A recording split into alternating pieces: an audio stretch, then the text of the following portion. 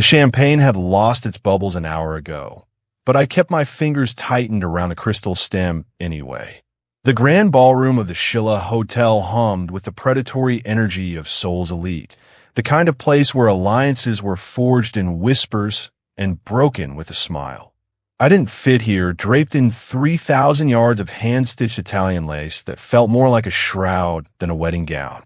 My skin itched under the heavy silk, a constant reminder of the secrets I carried beneath the fabric, scars that mapped out a night of fire and blood 5 years ago. I'd spent every day since then training for this moment, molding myself into the perfect, silent bride for a man who didn't know I was his living ghost. The weight of the concealed dagger strapped to my thigh pressed against my skin, no matter how I shifted on the velvet dais. There was no room for error now. The guest list blurred as I stared straight ahead, my eyes burning under the weight of the lace veil. Names of the powerful and the corrupt, faces that had watched my family fall, and I was only halfway through the night. My pulse thrummed in my throat, a frantic rhythm I couldn't afford to let him see. Kim Do-won. The voice cut through the orchestral music like a sharpened blade. I knew it instantly, would have recognized it in the darkest alley of Myeongdong, the voice of the man who now legally owned me. I looked up slowly, my heart turning to ice. Shin Woo-jin stood inches from me, his dark blue suit sharp enough to kill, his eyes scanning my veiled face with an expression that started as cold curiosity and curdled into something far more dangerous. He leaned in, his breath hot against my ear, unaware that the stranger he'd married was already holding a knife to his future. If this mystery has you gripped, smash that like button and share this with someone who believes in love beyond the grave. Subscribe and hit the bell. The heavy oak doors of the bridal suite clicked shut, sealing out the muffled roar of the celebration below. In the sudden silence, the air felt thick, charged with a predatory stillness. Woo-jin loosened his silk tie with a slow, deliberate tug, his eyes never leaving Dawn as she stood by the window. The moonlight caught the edge of her veil, making her look like a porcelain doll, expensive, fragile, and entirely his. "You haven't said a word since the altar, Dawn," he said, his voice a low, melodic vibration that usually commanded immediate submission. He crossed the room, his footsteps silent on the deep pile rug. He stopped just behind her, the scent of her expensive perfume mixing with the sharp metallic tang of his own cologne. "The shy, disgraced daughter of a bankrupt house. Is that the role you've chosen for tonight?" He reached out, his gloved hand catching the edge of her lace veil to pull it back. As the fabric fell away, he expected to see tears or perhaps a flush of bridal modesty.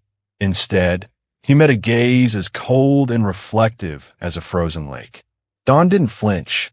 She simply watched him in the mirror, her expression eerily composed. Woo-jin's hand moved to the fastening of her gown, his fingers grazing the skin of her shoulder.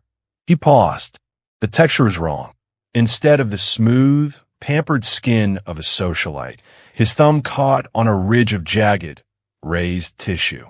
He pulled the lace back further, his movements losing their rehearsed grace. His breath hitched.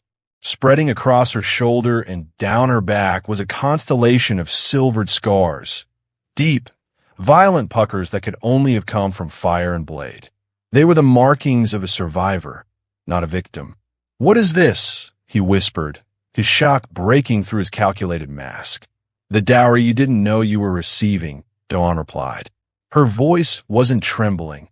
It was steady, honed like a weapon. In a movement so fluid it seemed blurred, she reached beneath the heavy folds of her white skirt. Before Woo-jin could process the shift in her posture, he felt the icy bite of steel pressed firmly against his jugular. He froze, his widened eyes reflecting in the mirror.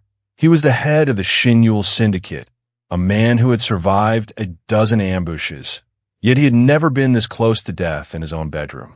Dawn held the small, blackened dagger with a professional's grip, her body tensed, and ready to strike. "You thought you married a stranger to settle a debt," she whispered, leaning in until her lips almost touched his ear, mimicking his earlier intimacy. "But you brought a ghost into your house, Wu Jin. Look at these scars. Do they look familiar? Because they have been waiting 5 years to meet their maker." The power in the room didn't just shift, it shattered. Wu Jin, the man who was never caught off guard, felt a rare, genuine thrill of fear and a dark, twisted spark of fascination. The stranger was gone. The hunt had begun. The steel blade remained unyielding against his throat, but Wu Jin didn't call for the guard stationed just outside the mahogany doors.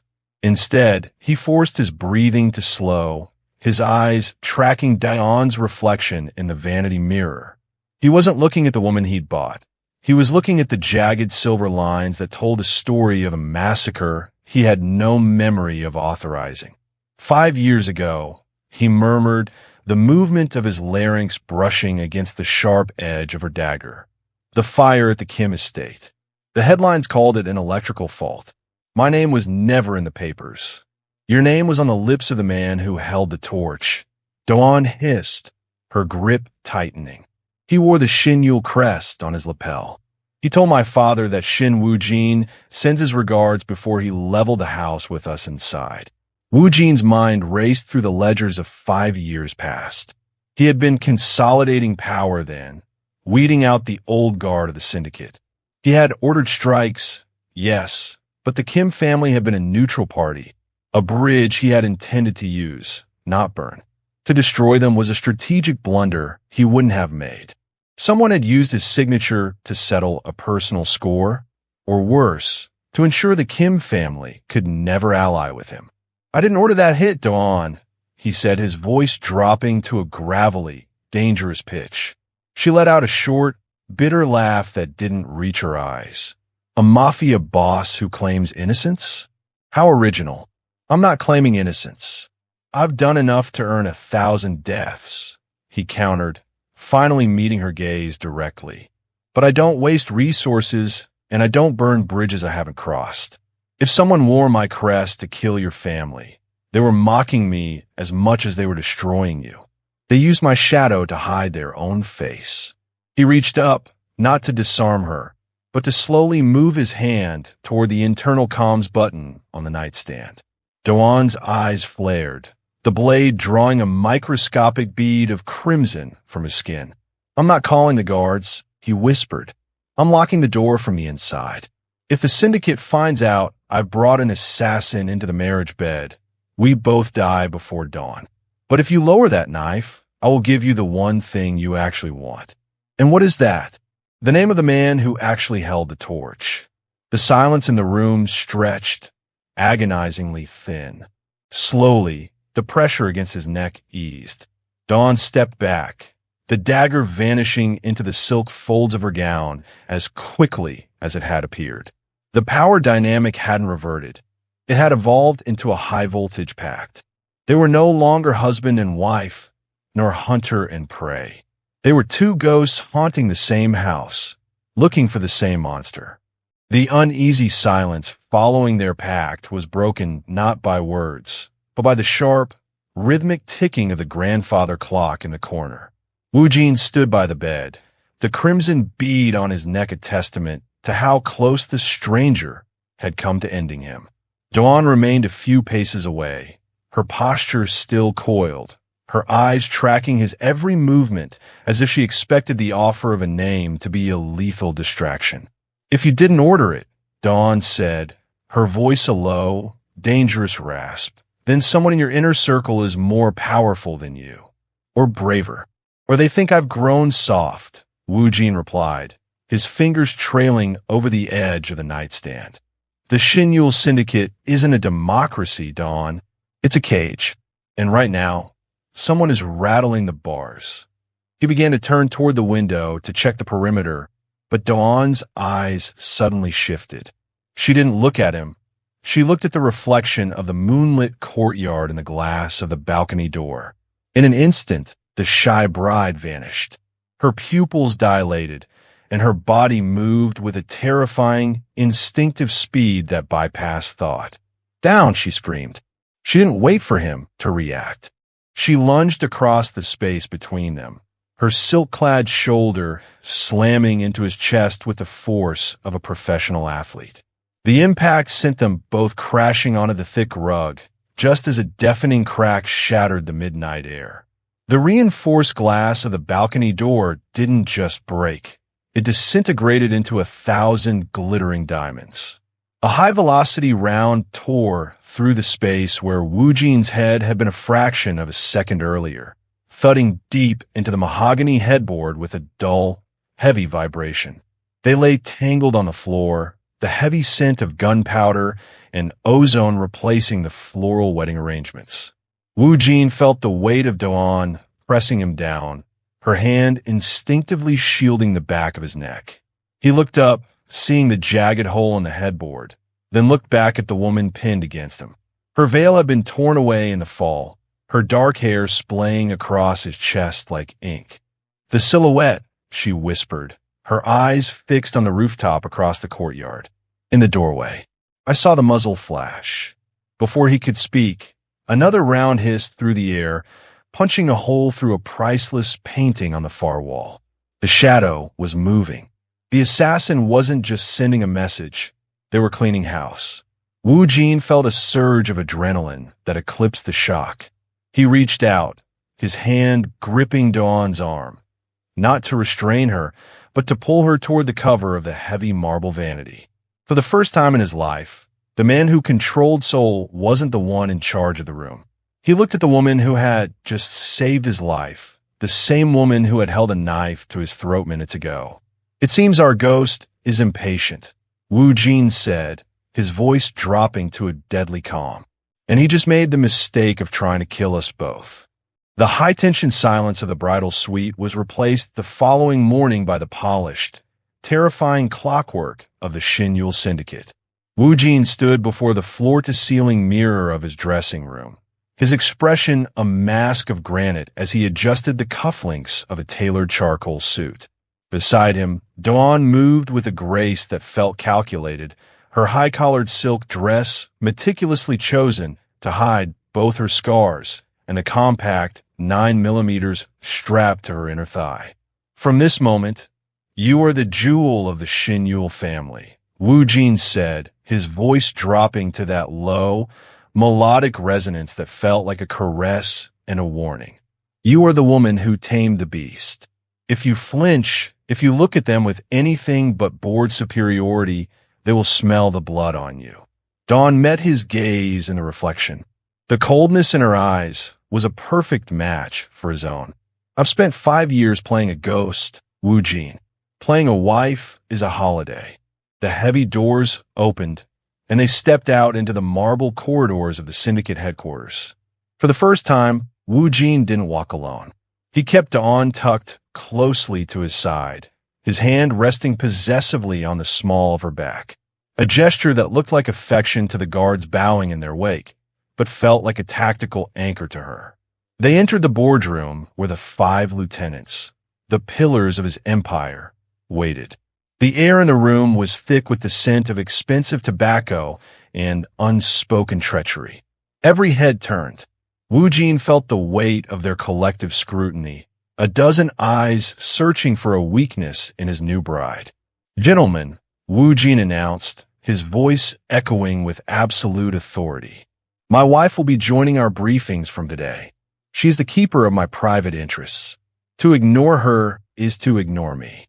A murmur of surprise rippled through the men, but Dawn didn't blink. She sat at the head of the table beside Wu Jin, her posture a masterpiece of poised indifference. As the meeting progressed into logistics and territorial disputes, her eyes weren't on the maps or the ledgers. She was scanning the room, watching for the subtle twitch of a jaw, the downward cast of an eye, or the specific way one of the men reacted to the mention of the Kim estate. Beside her, Wu Jin played his part to perfection, leaning in to whisper endearments that were actually status updates on which lieutenants were sweating. To the world, they were a powerful man and his devoted stranger. In reality, they were two predators in a pit of vipers, silently counting the heartbeats of the man who thought he had already won. The infiltration had begun, and the shadow in the room was finally starting to sweat. The air in the private gallery of the Shinyul estate was thick with the scent of aged cedar and expensive cologne, a sterile environment where the syndicate's most lucrative illicit trades were finalized. Wu Jin stood at the head of the long mahogany table, his hand resting with practiced ease on the back of Dawn's chair. To the four men seated before them, she was merely a silent, elegant fixture of their boss's new life, a trophy in white silk. But beneath the table, Dawn's fingers were curled into a tight, white-knuckled fist, her senses heightened to a degree that made every rustle of paper sound like a gunshot. The meeting focused on the grand restoration, a massive development project that served as the syndicate's primary laundering machine. As the elder Park, a man who had served Wu Jin's father, began to speak, the atmospheric tension in the room shifted. He leaned forward to slide a ledger across the table, and as he did, a faint, distinct scent drifted toward Dawn. It wasn't a cologne. It was the sharp, medicinal sting of antiseptic mixed with a very specific, metallic tobacco, the kind used in hand-rolled cigarettes from the northern provinces. The world around Dawn suddenly blurred, the mahogany table replaced by the charred remains of her childhood home. She was back in the cellar, gasping for air as the heat melted the glass above her. She remembered that exact scent hovering over her as a shadow peered in her hiding spot, the smell of the man who had watched her family burn and simply adjusted his lapel. The logistics for the Incheon port are finalized, Chairman. Elder Park said, his voice a gravelly, grandfatherly rasp. Dawn froze. It wasn't just the scent. It was the cadence, the way he elongated the final syllable of the word chairman. It was the same voice that had whispered, Shin Wu Jin sends his regards, before the first match was struck. Her heart hammered against her ribs, a frantic bird trapped in a cage of silk and lace. Beside her, Wu Jin felt the sudden, minute tremor in her posture. He didn't look at her, but his hand moved from the back of the chair to her shoulder, his thumb pressing firmly into her skin, a silent command to stay grounded. Dawn forced herself to breathe, her gaze drifting to Elder Park's hands. He was meticulously cleaning his glasses with a silk handkerchief, his movements calm and methodical. He was the man she had lived to kill, the architect of her scars, sitting less than 5 feet away and offering her husband a polite smile. She felt the cold weight of the 9mm against her thigh, the metal humming with the promise of vengeance. The lace of her sleeve felt like it was suffocating her, the blood and lace of her existence finally converging into a single, lethal point of focus. She looked at Wu Jin, her eyes screaming the truth he had promised to help her find. The monster wasn't in the shadows anymore. He was sitting at their table, drinking their tea. The heavy mahogany doors had barely latched behind them when the facade of the power couple disintegrated. They were back in the bridal suite, the shattered balcony glass from the previous night still glittering on the rug like cursed diamonds. Dawn turned on Wu Jin with a feral speed, her hand blurring as she drew the 9mm from her thigh. The barrel pressed hard against the center of Wu Jin's chest, right over his heart.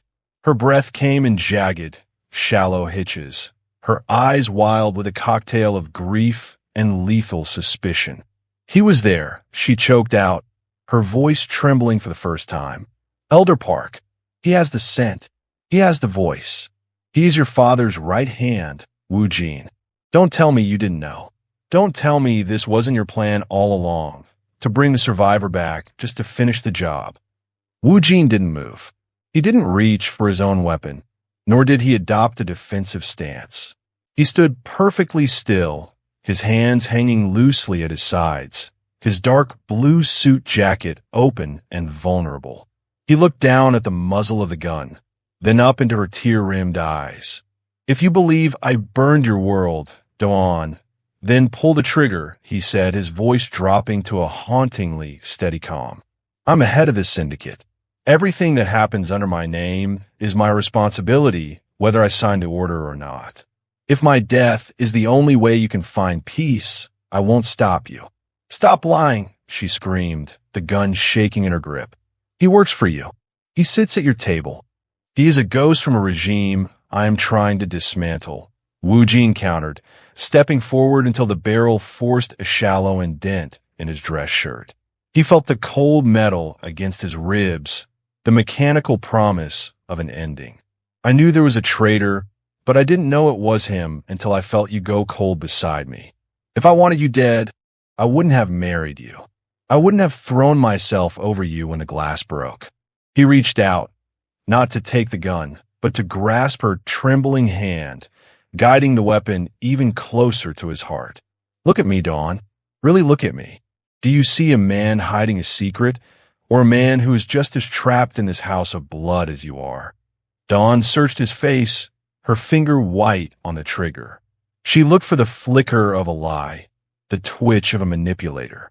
But all she saw in his dark, shadowed eyes was a weary reflection of her own pain, a shared recognition of being betrayed by the very people who were supposed to protect them. The silence stretched, agonizingly thin, until the tension finally snapped. With a low, broken sob, Dawn lowered the weapon. The gun clattered to the floor, and for the first time since the fire, she didn't see him as a target. She saw him as her only ally. The mirror of her hate had finally shattered, leaving only the truth behind. The fragile peace in the suite was shattered not by a gunshot, but by the frantic vibration of Wu Jin's encrypted phone. He answered, his expression hardening into a mask of lethal ice as he listened. On the other end, the frantic voice of his security chief reported a breach. A digital trail had been discovered linking Dawn to a rival conglomerate in Osaka, including bank transfers and a blueprint of the syndicate's secure treasury. He isn't waiting for us to find him, Wu Jin muttered, his grip tightening on the device. Elder Park just moved the board. Before they could strategize, the sound of heavy, synchronized footsteps echoed in the hallway. The respectful silence that usually followed Wu Jin had been replaced by the rhythmic thud of tactical boots. The men outside weren't his loyal guard. They were the syndicate's internal enforcement unit, men who answered only to the stability of the family, a code Elder Park had manipulated for decades. A voice boomed through the door, stripped of its usual subservience. Chairman Shin, by the authority of the council, we are here to take the woman into custody for questioning. Step away from the door, or we will be forced to treat you as a collaborator. Dawn reached for a fallen weapon, her eyes darting to the balcony. He's turning your own empire against you. If they take me, I'll never make it to an interrogation room. I know, Wu Jin replied, his voice a low growl. He grabbed a heavy duffel bag from the hidden compartment in his closet, tossing her a tactical jacket. Park didn't just frame you. He's staging a coup. He's telling the men that I've been compromised by a honey trap, that the stranger has poisoned the head of the Shinyul. The door groaned under the first strike of a battering ram. Dust shook from the ceiling, coating the white lace of Dawn's wedding gown, now a ruined relic of a life that had ended before it began. They think they're protecting the family, Wu Jin said, checking the magazine of his own sidearm. He looked at Dawn, no longer seeing a mysterious bride or a vengeful ghost, but the only person in the world he could trust. Let's show them what happens when you try to take something that belongs to me. As the hinges of the heavy door began to buckle, Wu Jin kicked out the remaining glass of the balcony. The traitor's gambit had been played, forcing them out of the palace and into the gutters of Seoul. They weren't just running for their lives. They were running to preserve the only truth left in a world built on lies. With a final, shared look of grim determination, they disappeared into the shadows of the city just as the doors burst open behind them. The neon lights of Seoul's outskirts blurred into a smear of rain-slicked violet and cold blue as the stolen sedan drifted into a gravel lot. The safe house was a relic from Woo Jin's early days. A cramped, third-floor walk-up in a district where the police didn't venture and the syndicate's reach was momentarily blinded by the sheer grit of the neighborhood. Inside, the air was stale and smelled of old newspapers and copper. Woo Jin locked the triple-bolt door, his movements stiff, his tailored suit now stained with the soot of their escape. He turned to see Duan shedding her tactical jacket, the white lace of her wedding gown beneath it torn and grayed at the hem. In the dim light of a single flickering bulb, the garment looked like a flag of surrender, but the woman wearing it looked more dangerous than ever. The digital trail Elder Park planted is being echoed by every major news outlet in the city, Woo Jin said, his voice a low, gravelly rasp. He began to pull a hidden medical kit from a floorboard. By dawn, there will be a bounty on both of us. My own lieutenants are likely dividing my territory as we speak. Dawn sat on the edge of a worn sofa, her fingers trembling as she reached back to try and unzip the ruined gown. The fabric caught on a jagged scar near her shoulder blade, and she winced, a sharp intake of breath cutting through the quiet. Without a word, Woo Jin crossed the room. He knelt behind her, his large hand steady as he gently eased the zipper down. As the silk fell away, the full map of her history was revealed.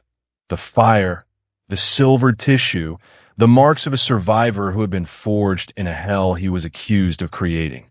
I spent 5 years hating a shadow, she whispered, her voice barely audible over the rain drumming against the tin roof. I spent every night imagining how I would feel when I finally put a bullet in your heart.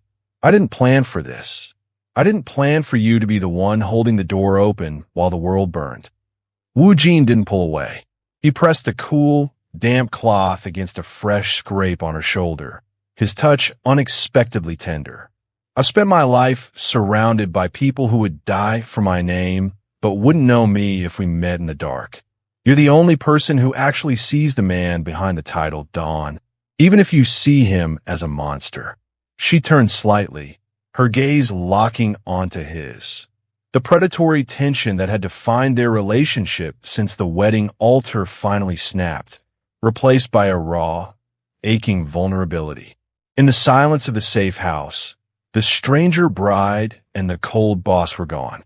There were only 2 survivors, clinging to each other in a world that wanted them dead.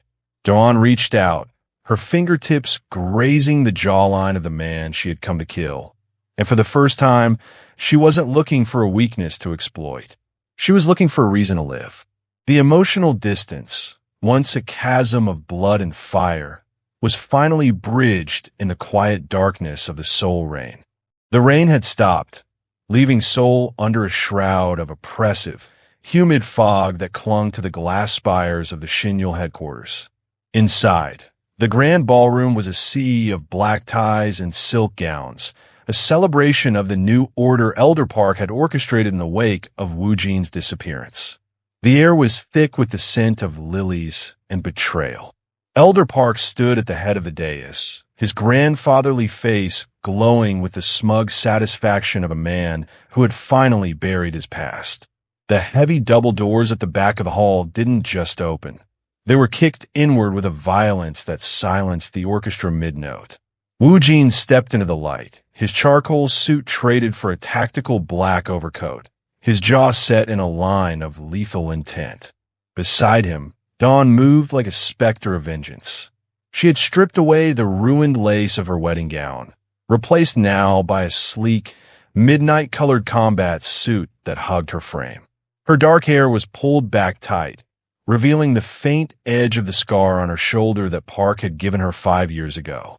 A collective gasp rippled through the lieutenants.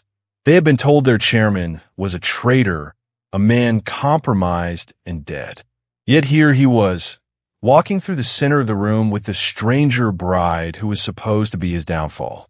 "The party isn't over yet, Park," Woo Jin's voice boomed, the low resonance of it vibrating through the floorboards.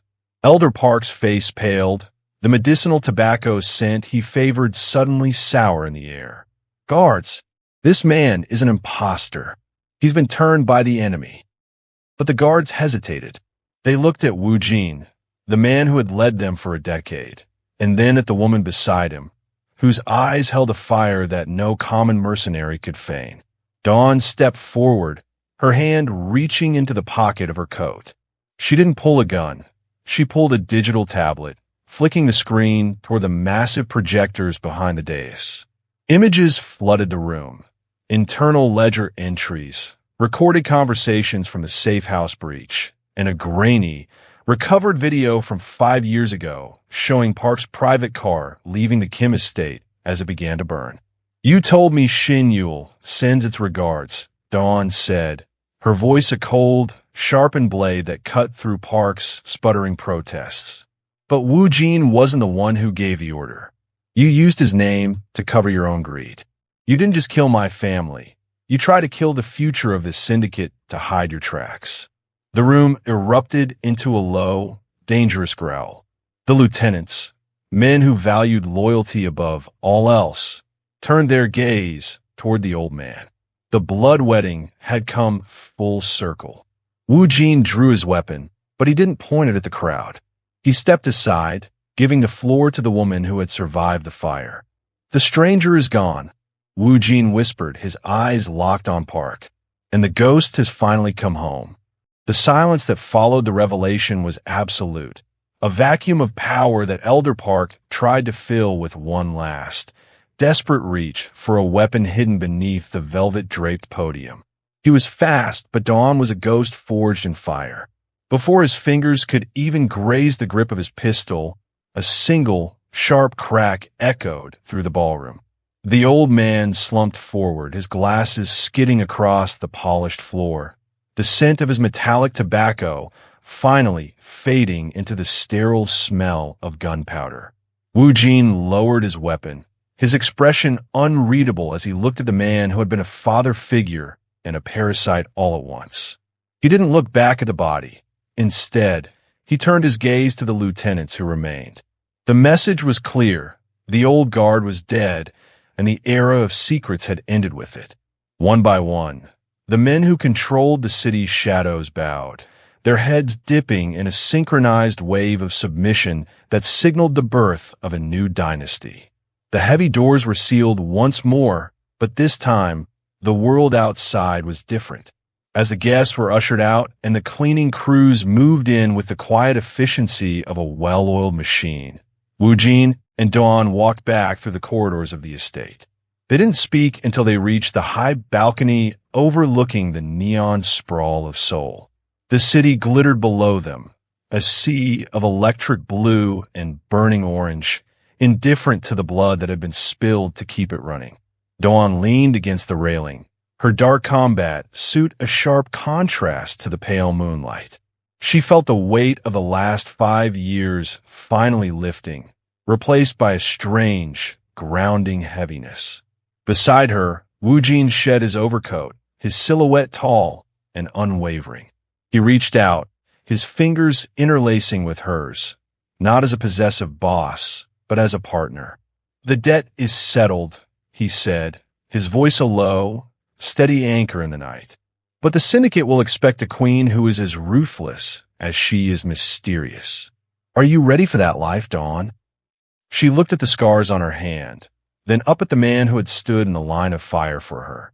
The stranger she had married was gone, and in his place was the only person who understood that power wasn't about the throne, but about who stood beside it. I've spent my life hiding in the dark, Wu Jin, she replied, a faint, dangerous smile touching her lips. It's time I saw what the world looks like from the top. They stood together as the first light of dawn began to bleed over the horizon. Two survivors who had turned a marriage of convenience into an empire of necessity. The stranger bride and the Mafia boss were no more. In their place stood a new legacy, written in blood and lace, destined to rule the underworld they had conquered together. The dawn that rose over the Seoul skyline was no longer a symbol of cold uncertainty, but a testament to a hard-won truth. As Woo Jin and Dawn stood together on the balcony, the silence between them was no longer filled with the ghosts of the past, but with the quiet strength of a shared future. Their journey, which began with a wedding of strangers and a night of shadowed violence, had reached its final, definitive resolution. The moral of the story lies in the subversion of perceived power. For years, Woo Jin believed that authority was found in the calculated isolation of his throne, while Dawn believed her only strength lay in the scars that fueled her hatred. However, the true transformation occurred when they realized that vengeance is a hollow pursuit if it does not lead to restoration. The story teaches that identity is not defined by the tragedies we survive, but by the choices we make after the fire has died down. Dawn stopped being a victim the moment she chose to look for the truth rather than blindly strike at the nearest target. Woo Jin stopped being a tyrant the moment he made himself vulnerable to prove his innocence. From an educational and narrative perspective, this story offers significant value in exploring the dynamics of trust and transparency. It serves as a study in how misinformation and shadow figures can manipulate even the most powerful individuals by preying on their past traumas. By dismantling Elder Park's legacy, the protagonists demonstrate the importance of due diligence and critical thinking over emotional reaction. The narrative arc highlights that a foundation built on deception, whether in a marriage or a business empire, will inevitably crumble, and that the only sustainable power is that which is built on mutual accountability and shared purpose. As they looked out over the city they now ruled together, the lesson was clear. The most dangerous weapon in any arsenal is not a hidden blade or a tactical frame-up, but the truth. It is the only thing capable of turning a stranger into an ally and a haunted past into a new dynasty. No longer defined by their scars or their titles, Woo Jin and Dawn move forward as architects of their own fate, proving that while we cannot choose where we come from, we have every right to decide who walks beside us into the light.